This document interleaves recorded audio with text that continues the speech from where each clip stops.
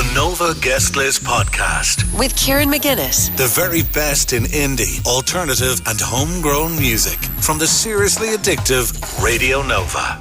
So there's the new single by Tandem Felix, brilliant Irish band Tandem Felix. The song is called The Kitchen and it's from a brand new album which came out on Friday called There's a New Sheriff in Town.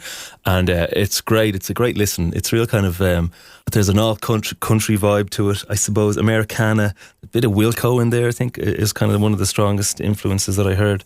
But just, you know, some of the details in it, the keyboard sounds and the lyrics and the kind of songcraft in there, it's just right up my alley. But we're very, very lucky because we have David Tapley from Tandem Felix on the line to chat. How's it going, David? It is going very well. Very relieved to have this album finally out now, and it's great to speak to you under more celebratory circumstances than just the last time we were talking about the passing of the late great Robbie Robertson. Yeah. Well, first of all, how does it feel to have it out? I mean, it's been 4 years since your debut, which is Rom-Com, which is in 2019. So 4 years. Was there anything big that happened over the last 4 years? Well, I feel like it's not really 4 years. As we all know, you have to subtract, I think, 2.5 years off that, which I've been doing to my age for the past 4 years as well, given that the pandemic stole my prime.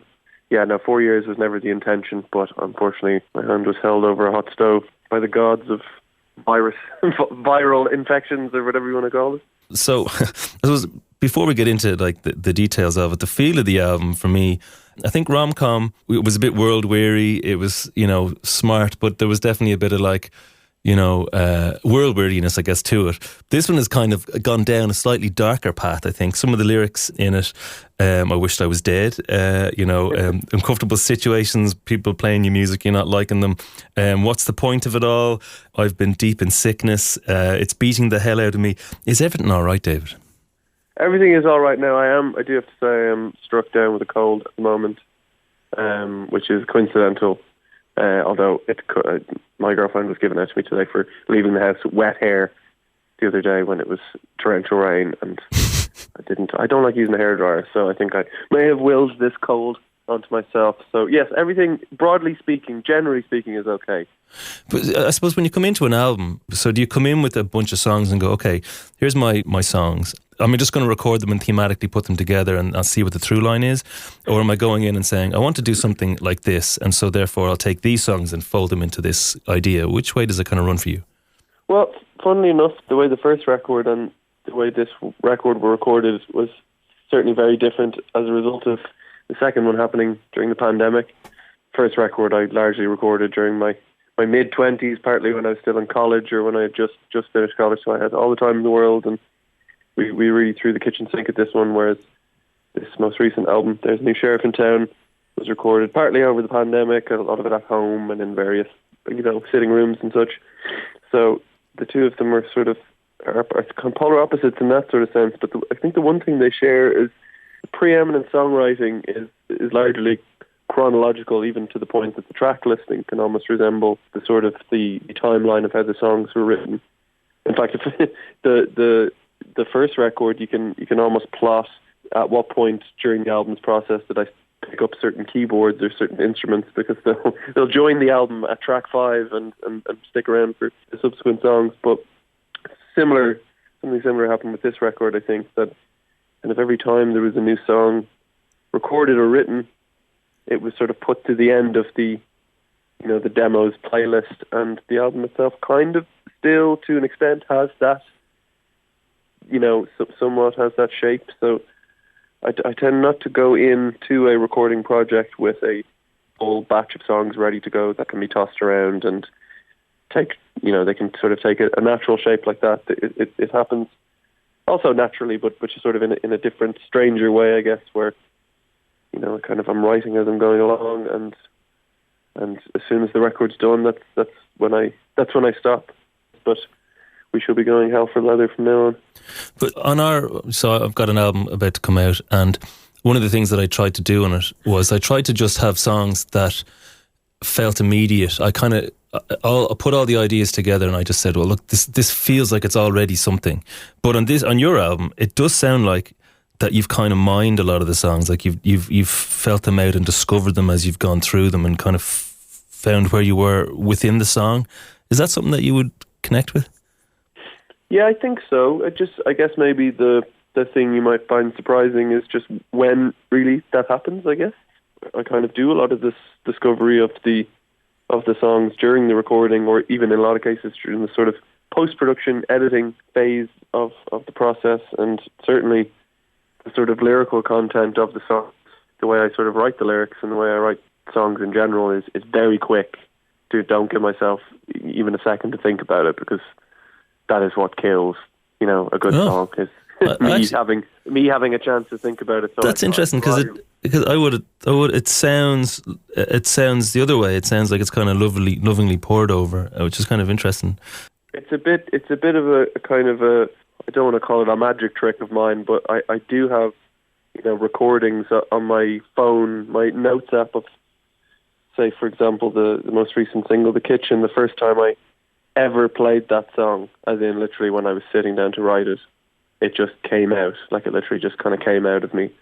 The chords, the words, everything. Some of the words are slightly different, but I have a recording from 2019. Actually, I've been meaning to put it up on Twitter, because it's probably the closest I've ever gotten to it, where I sat down with, literally at square one, and 4 minutes later, I hit stop on my phone recording, and that was pretty much it. That was the song done. I didn't have a chance to think about it. A lot of lyrics, I'm not really sure where they came from, and I can only really assign, it might take a psychoanalyst to tell me where some of the things that I say, where they come from. But I think not having the chance to think about it and to edit myself on the lyrical front really makes it sort of a much more unfiltered process.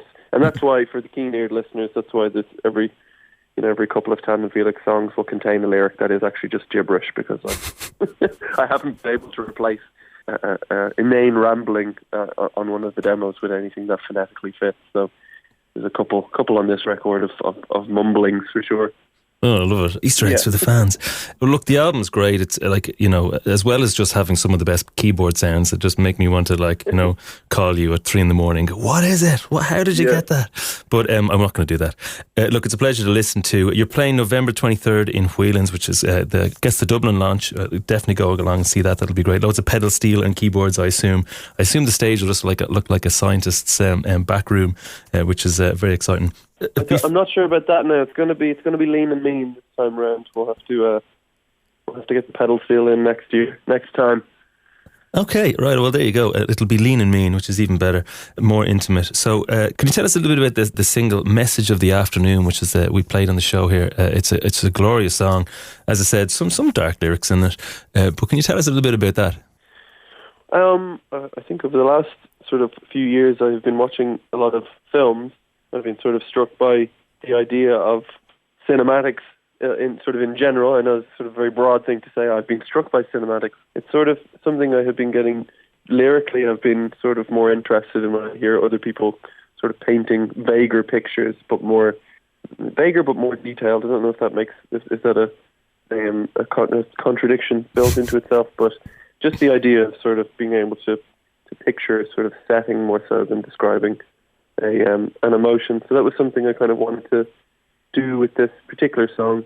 There is a film called Personal Shopper. I don't know if you've ever seen it, but a lot of the film sort of takes place through a phone conversation, a text message, which is something that's very hard to do, I think, cinematically. A lot of filmmakers will be reduced to having a horrible sort of graphic pop-up. You see it on House of Cards and different sort of television shows and films where, you'd see the speech bubble of a text message. Someone gets, I hate that looks. But Personal Shopper is sort of one film, I think, where they really nailed the sort of feeling of sort of texting an anonymous person or building a relationship via a phone. And that's sort of something I wanted to do musically. I mean, people sing about, you used to call me on my cell phone and all that sort of stuff.